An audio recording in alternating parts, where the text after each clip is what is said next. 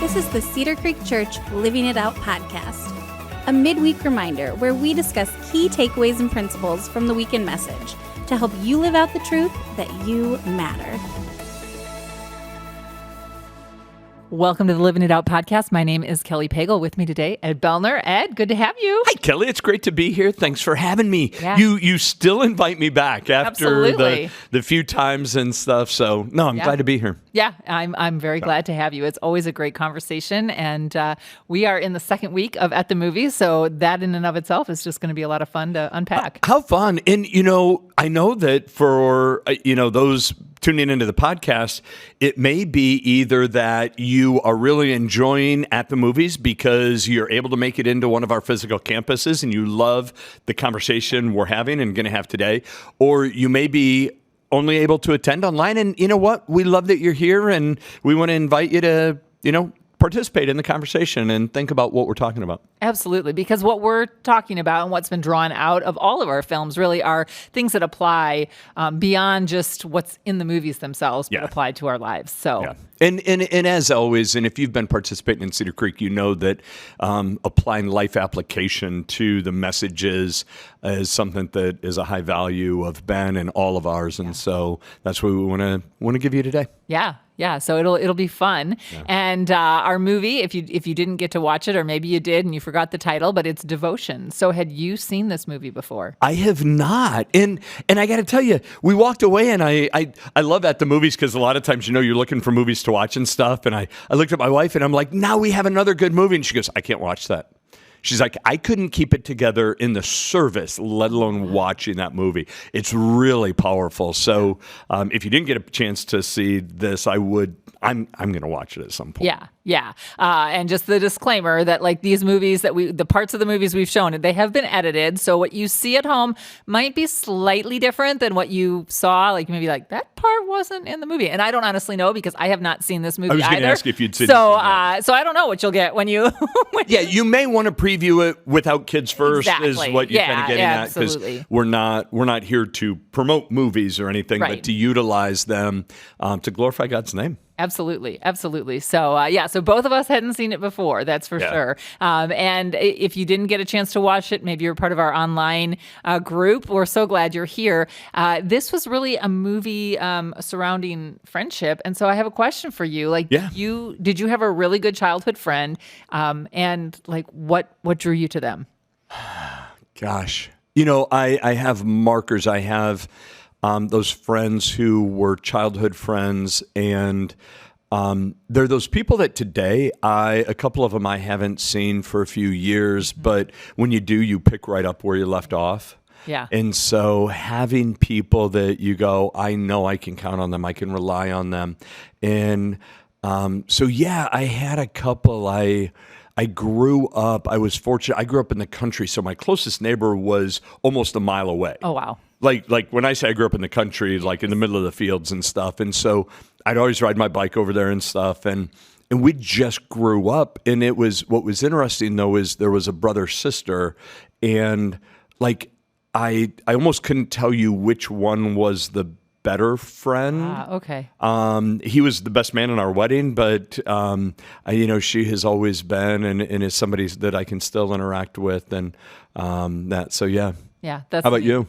Yeah, like you said, different seasons of life, but I still keep up with one of my very good childhood friends via Facebook. We're in different states now, and you kind of have those lives converge and then they diverge, and but we still communicate over Facebook, and that's a lot of fun as our kids have grown up and had various interests that have been similar to the interests that we had as friends as kids. It's neat.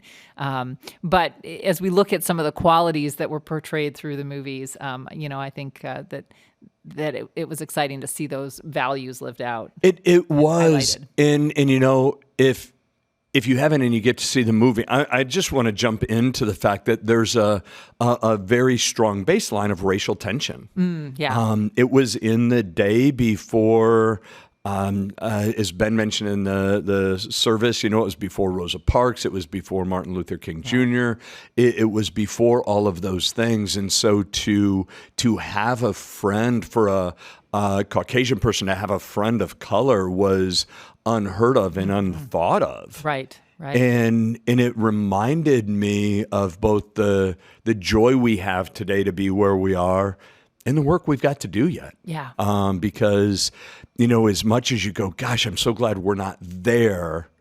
I don't know. I think most people would say we're also not where God would want us to be. And, the kingdom of God is going to be a lot of diversity. Yeah. And I look forward to that. Yeah, absolutely. I think that'll be amazing. Yeah, there's kind of that old running joke of various denominations, but when they get to heaven, they're going to be really surprised who's there. And the point of it is that it is going to be a wide diversity of people. And so it was a beautiful example of that, I think, was shown in the film in a time that that wasn't typical. So you see those points in the movie, and it makes my heart hurt to think that humans could be treated the way he goes into unpacking about how he was treated when he was taking the test, and jumping into the water, and I have a good friend of mine who I'm regularly able to go to and have conversations openly about diversity and how I can be the best representative that God wants me to be with all people. And if I go into too much detail, you'd know who I'm talking about because most of you know him. But anyway, he shared with me a story about how he faced a very similar thing, and it was 30 years ago, not 60 years ago. And, when he was going through some testing in that, how they were setting him up to intentionally fail because of the color of his skin. And so it still wrecks me to think that people could be treated that way. And so I love that we are in a time, I love that we're a church that says, come as you are. And I start every service at West when I welcome people. I say, you've entered a place where nobody's perfect and everyone is welcome. And we want to make sure that whoever you are, regardless of any life circumstances, to know that you're welcome at Cedar Creek, and mainly in God's love. Love it. Yeah, that's so important to highlight. And I love that you do that before each service. I think that's beautiful. Creating that space for people. Well, as we think about, really the movie was foundationally about this unique friendship that was formed as the two pilots came together. It's based on the Korean War, I believe. It was Korea, right? I think so. Yeah. I believe so. 1950s. So okay. And at any rate, Ben brought up some various passages that really drew out some of these qualities that we should have as friends and how we are called to live. And so was there a passage that you were like, oh, that's what I needed to hear today or need to be reminded of? Well, there's one that has been a main part of the way I have to live. I came to a relationship in Christ because my temper could get the best of me. I could have a short fuse. I know that today, if I don't allow Christ to lead, that could still show its ugly head. Mm-hmm.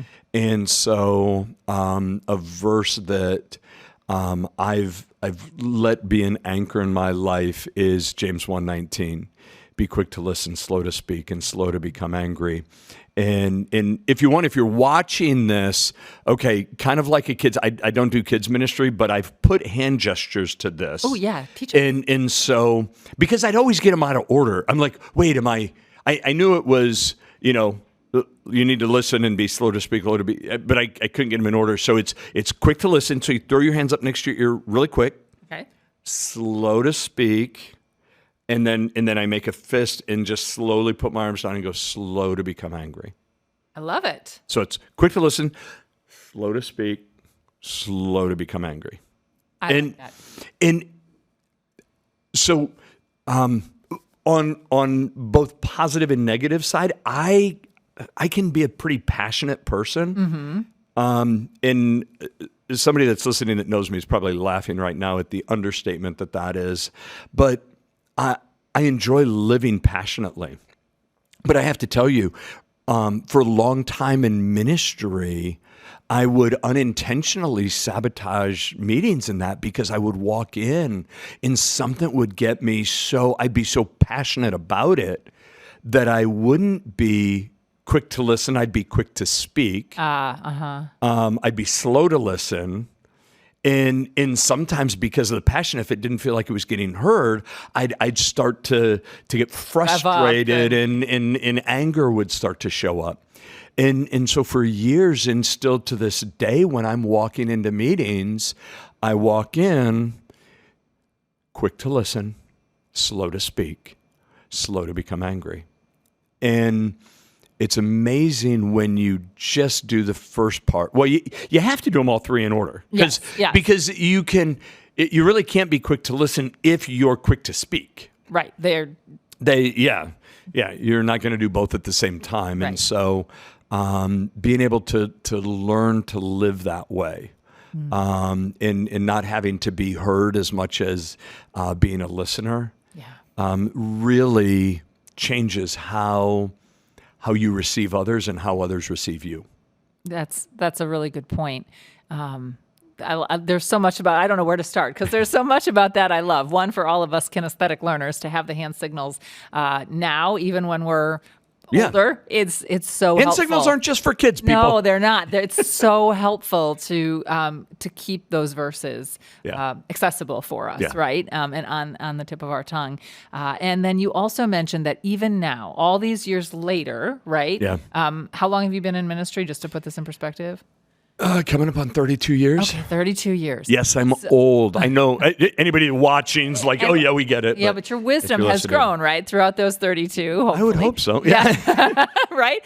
But even after 32 years is my point. Like, you're still reminding yourself as you go into meetings, you're taking that verse with you and And a little sidetrack to that is, I think part of the wisdom is understanding the value add that Scripture is to our life and never thinking that we've got it.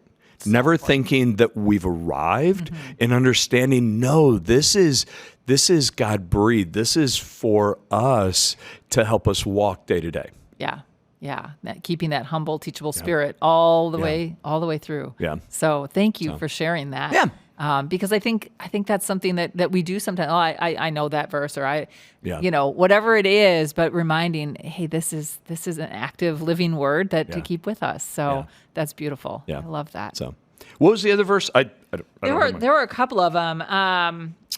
And Ben mentioned that there were a lot of one another verses, and I didn't pull all of them. John 15:13 was one of them. There's no greater love than to lay down one's life for one's friends, so that whole one another concept.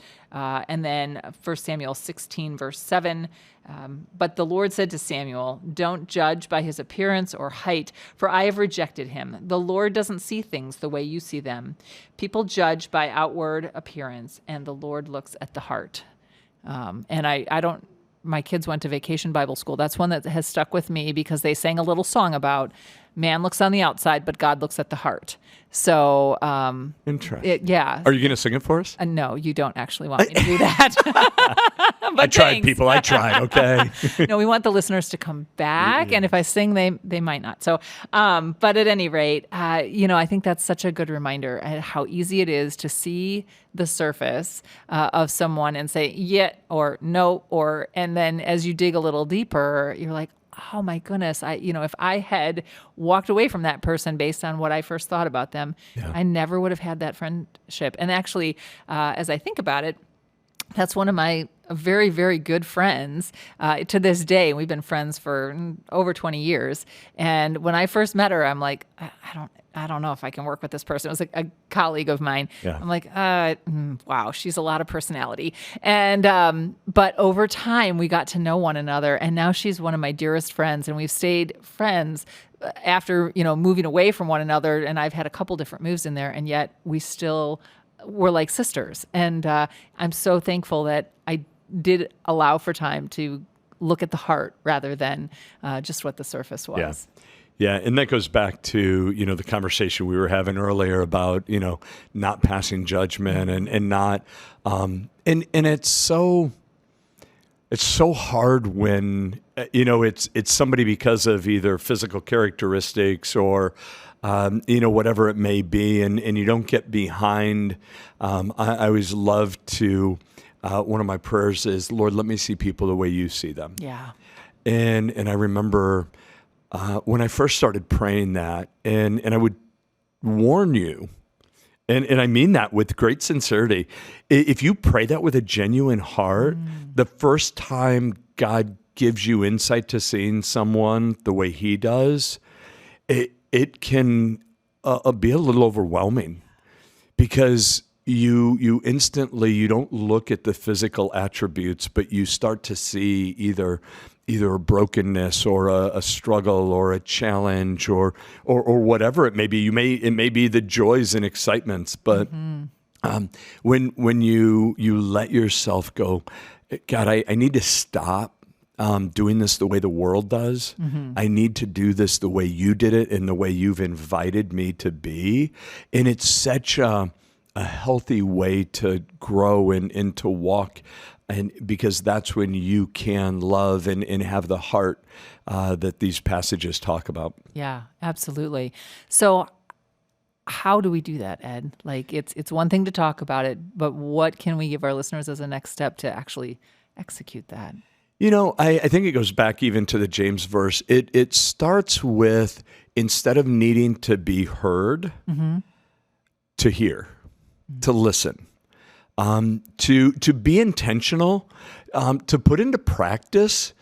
If you know that there's a people group that is off-putting to you, and I'm not talking about race or anything like that even. I'm going, it may be, that verse in 1 Samuel talks about, don't judge somebody by their height.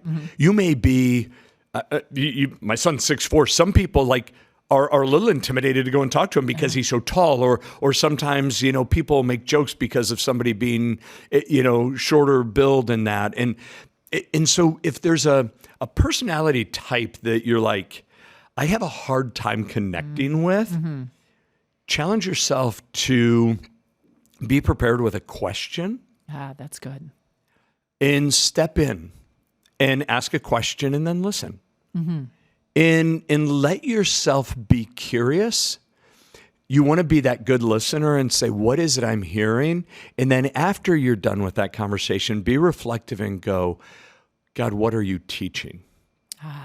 Like, I heard what they said, but Lord, what are you inviting me into? What needs to be broken away? What needs to be hardened?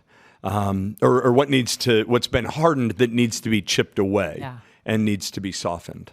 I love that very receptive posture, and the preparation that you talked about as well. Yeah. The awareness of where you might, wait a minute, and then that question, that coming in prepared and ready to listen. And I would invite, don't make it a deep theological question. No. I'm gonna. Here you go. Here's a question. Matter of fact, I'm gonna ask you, and you can see. Although we'll keep it quick. So, Kelly, if you had to live with one superhero, who would it be and why? One superhero. So what you'll notice is it instantly. No, you got to think about it. You're going to answer. I'm going to talk to the listeners while you're doing this. Okay. So what it does is you'll notice instantly it takes her out of, if there is an awkwardness.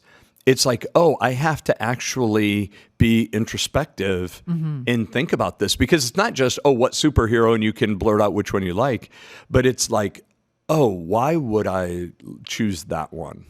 So for the sake of time, I'm not going to make you do that. But as you can see, it has a feel to it, doesn't it? It does, yeah. And so come up with something that's lighthearted, that's enjoyable, because and then it's so funny. I asked one lady that one time, and she goes, oh, it'd be Spider-Man. And it's like, okay, why? She goes, because he could get in the corners of my house and clean it really well. I learned a lot about her that day. It's like, okay. Yeah. I mean, because even if you don't stop to listen to the end of that answer, you could make some. Yeah. That's really cool. So anyway, interesting. So to me, that's I'd call it a bridge builder. But don't build a bridge and expect that person to walk over it to you. Yeah. build the bridge and walk to them. Yeah. And great question too, because it wasn't, like you said, it wasn't a deep Yeah. theological question. Yeah. It was just a little Yeah. bit. Keep it simple and lighthearted. Yeah. Perfect example. so- I love that. Yeah. Yeah. That's all I got.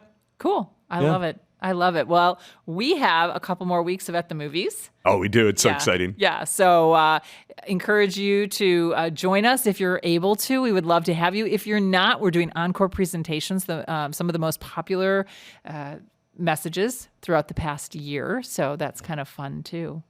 And yeah. Yeah. And our staff doesn't even know what the No. movies are. And it's funny because as campus pastors, could we find out? Yeah, but we've all said it's like we don't want to know. It's fun because of course people are, oh, I know what is it? You have to know it's like no, and we choose not to because it makes it fun. And if you're wondering the why behind that, it's simply this. Like if going into this weekend, we were like, oh, we're doing the movie Devotion. You're going to want to come and you're going to be like, never heard of it. I don't care. Right. And you check out. But when you come in and then you stay intrigued and you go, oh my goodness, then you leave there going, I'd never heard of that movie, but it's going to go onto my playlist to be one that I watch. Right. And the past two I had not heard of. Same. So, yeah. So it's always fun to see what is coming. And so we do invite you to join us. It's a great opportunity to invite if you have someone on your top 5 list that you're like, how do I get them to come? This is the opportunity. It's a great way to do it. Yeah. Yeah, absolutely. And Ed, thank you for taking the opportunity and the time to come and be on the podcast. Absolutely. Thanks for showing up weekly for all of us that enjoy the podcast. And we get to hear from you. We get to hear from the different people you bring in and the perspectives. And hopefully it's a value add for as much of those of you listening as it is for the rest of us. So Thanks for all you do, Kelly. Well, thank you. And listeners, thank you for being here. We hope that this time has reminded you that you matter and helps you to live it out as you go through your week. Have a great day, everyone.